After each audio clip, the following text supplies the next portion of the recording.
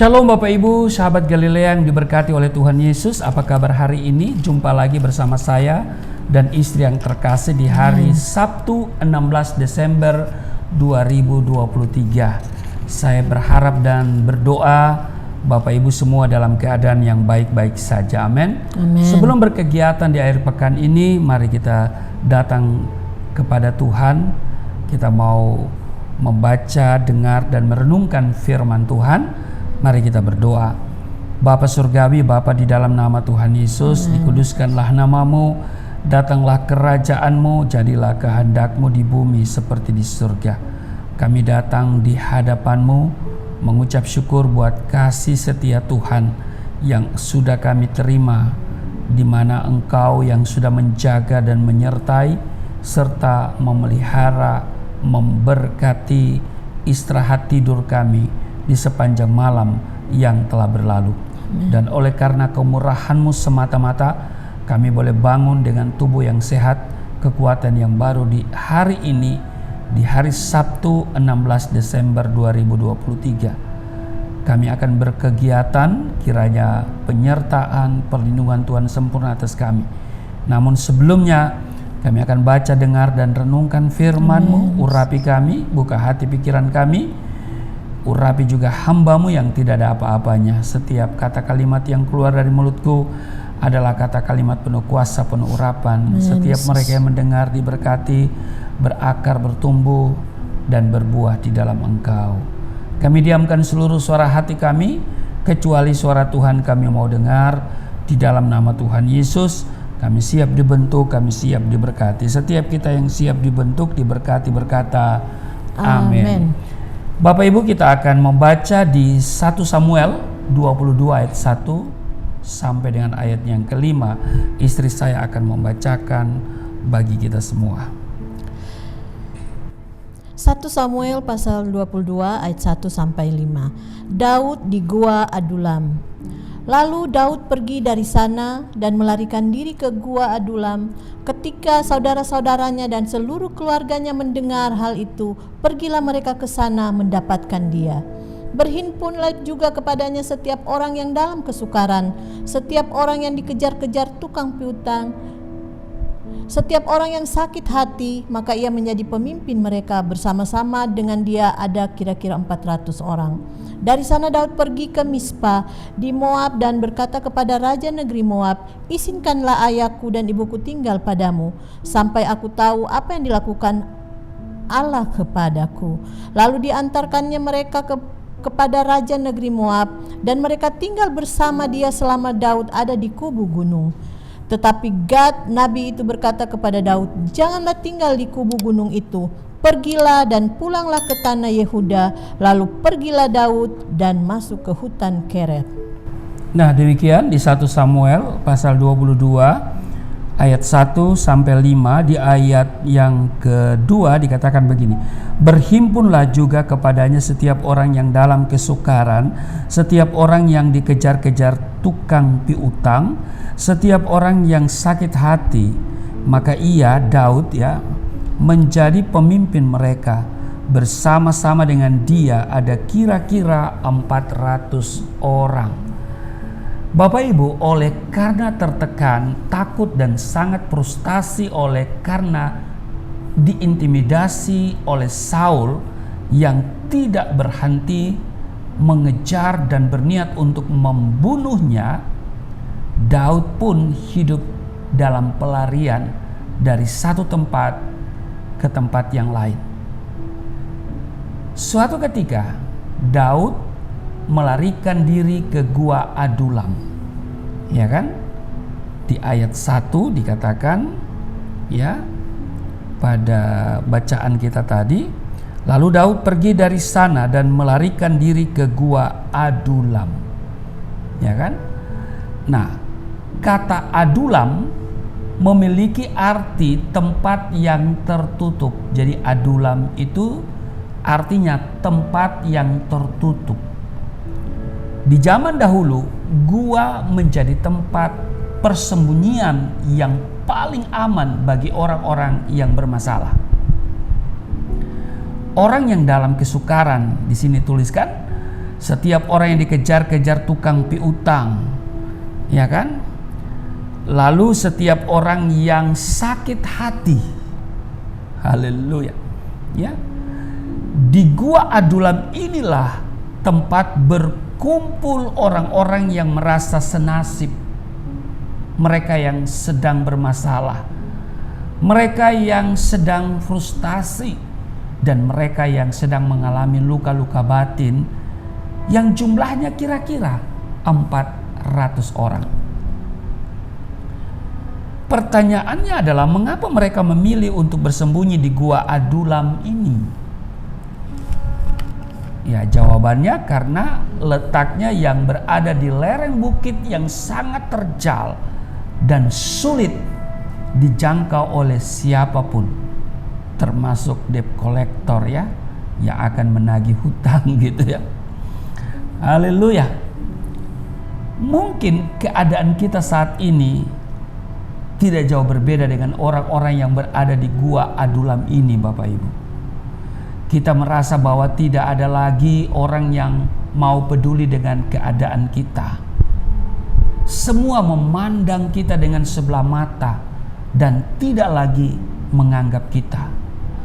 Atau mungkin kita sedang memikul beban hidup yang teramat berat oleh karena masa lalu kita yang sangat kelam dan dosa-dosa kita yang setinggi gunung, sehingga kita merasa diri tidak berharga lagi, tidak layak lagi, tidak pantas, baik itu di hadapan manusia, terlebih lagi di hadapan Tuhan. Kita pun berpikir mustahil hidup kita bisa dipulihkan. Bapak Ibu sahabat Galilea yang diberkati oleh Tuhan Yesus, saya mau katakan dengar baik, seburuk apapun keadaanmu, asal engkau mau merendahkan diri datang kepada Tuhan, memohon ampunannya dan bertobat dengan sungguh-sungguh, Tuhan pasti sanggup mengubahkan. Amin. Di Yesaya pasal 1 ayat 18 dikatakan, sekalipun dosamu merah seperti kirmizi akan menjadi putih seperti salju, sekalipun berwarna merah seperti kain kesumba akan menjadi putih seperti bulu domba. Tidak perlu kita larut dalam keputusasaan dan terus mengasihani diri sendiri. Kita harus bangkit. Amin. Amin. Gua Adulam adalah tempat yang tepat untuk kita merefleksi diri dan mencari Tuhan dengan sungguh-sungguh. Dikatakan di dalam Mazmur 147 ayat 3, Ia menyembuhkan orang-orang yang patah hati dan membalut luka-luka mereka. Bapak Ibu sahabat Galilea yang diberkati oleh Tuhan Yesus, tidak bisa dibayangkan bagaimana perasaan Daud saat berada di Gua Adulam, tinggal bersama-sama dengan orang-orang bermasalah, meski ia sendiri juga mengalami masalah yang berat.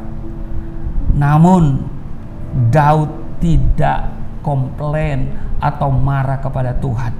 Ia tidak terpengaruh situasi atau orang-orang yang ada di sekitarnya. Matanya terus terarah kepada Tuhan, karena ia tahu bahwa tidak ada seorang pun yang sanggup menolong dan melepaskan dia dari segala kesesakan selain Tuhan.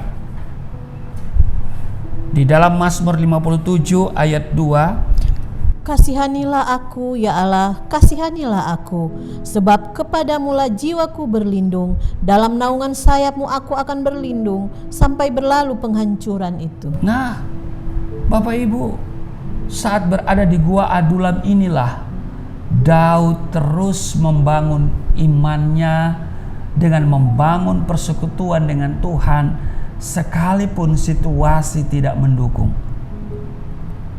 Bapak Ibu, di kala pagi saat orang-orang mungkin sedang tertidur pulas, Daud bangun dan bermazmur bagi Tuhan. Di saat orang-orang mungkin sedang tertidur pulas, mungkin juga lagi sedang ngorok begitu, Daud dia datang kepada Tuhan. Itu kita bisa lihat di Mazmur pasalnya yang ke-57 ayat 8 dan 9 serta ayat yang ke-10. Hatiku siap ya Allah, hatiku siap. Aku mau menyanyi, aku mau bermazmur. Bangunlah hai jiwaku, bangunlah hai gambus dan kecapi. Aku mau membangunkan fajar. Aku mau bersyukur kepadamu di antara bangsa-bangsa ya Tuhan. Aku mau bermazmur bagimu di antara suku-suku bangsa. Nah, Bapak Ibu perhatikan, Daud sangat percaya di mana ada puji-pujian bagi Tuhan, di situ ada lawatan roh Tuhan. Sebab di Mazmur 22 ayat 4, Engkaulah yang kudus yang bersemayam di atas puji-pujian orang Israel. Amen. Jadi Bapak Ibu, dengan terus membangun cara hidup sebagaimana yang biasa dilakukan setiap hari, yaitu bersekutu dan memuji Tuhan, roh Tuhan mengurapinya. Amen. Karena roh Tuhan ada padanya, keberadaan Daud di gua itu akhirnya membawa dampak yang luar biasa bagi orang-orang yang ada di sekitarnya. Terbukti Daud dipilih untuk menjadi pemimpin atas mereka. Amin. Amin. Itu yang tercatat tadi di ayatnya yang kedua kan, di 1 Samuel pasal 22. Berhimpunlah juga kepadanya setiap orang yang dalam kesukaran, setiap orang yang dikejar-kejar tukang piutang, setiap orang yang sakit hati, maka ia menjadi pemimpin mereka. Bagaimana mungkin orang-orang memilih Daud untuk menjadi pemimpin bila mereka tidak melihat sesuatu yang berbeda di dalam diri Daud?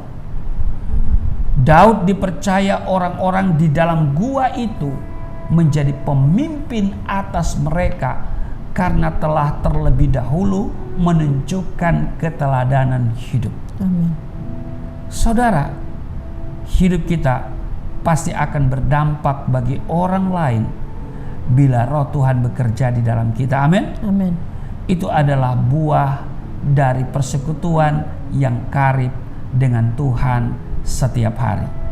Itu sebabnya setiap hari kita mendengarkan firman Tuhan melalui tayangan Sahabat Galilea ini, hidupmu pasti akan berubah dan juga berdampak bagi banyak orang. Amin. Selamat beraktivitas dan berkegiatan di akhir pekan ini. Tuhan Yesus memberkati. Mari kita berdoa. Terima kasih Tuhan untuk hari ini. Kami telah mendengar firman-Mu di mana Daud yang berdampak hidupnya bagi orang-orang yang ada di sekitarnya. Terima kasih, kiranya kami pun akan berdampak bagi orang-orang di sekitar kami, berdampak secara signifikan dan yang positif. Mampukan kami ya Roh Kudus, karena jika Roh Kudus ada dalam hidup kami pasti berdampak. Terpujilah Engkau, berkati seluruh sahabat Galilea dalam tugas kerja, dalam kegiatan, dalam apapun yang mereka lakukan di sepanjang hari ini. Mungkin mereka yang berlibur, tentu mereka berkegiatan bersama keluarga. Yang tidak berlibur mungkin ada di kantor sedang menyelesaikan tugas kerja dan mereka mengambil lembur hari ini. Kiranya Tuhan juga memberi perlindungan. Semuanya dalam keadaan yang baik-baik saja, terberkati. Dan kami senantiasa menyerahkan seluruh hidup kami kepada Tuhan. Di dalam nama Tuhan Yesus. Haleluya. Amin.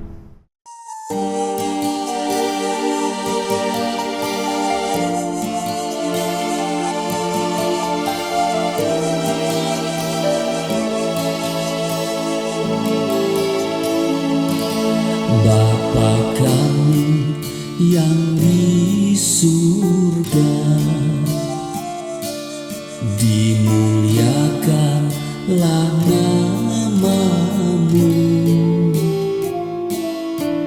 Datanglah kerajaan, jadilah kehendak-Mu di bumi seperti di surga.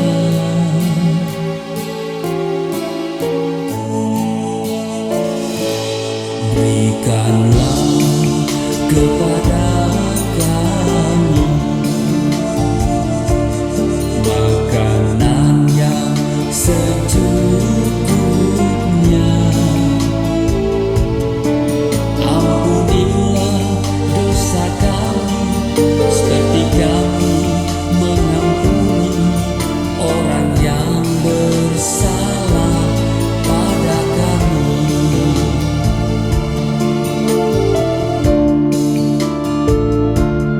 Janganlah bawa diri kami ke dalam pencobaan, tetapi lepaskanlah kami dari segala yang jahat. Sebab Engkau yang empunya kerajaan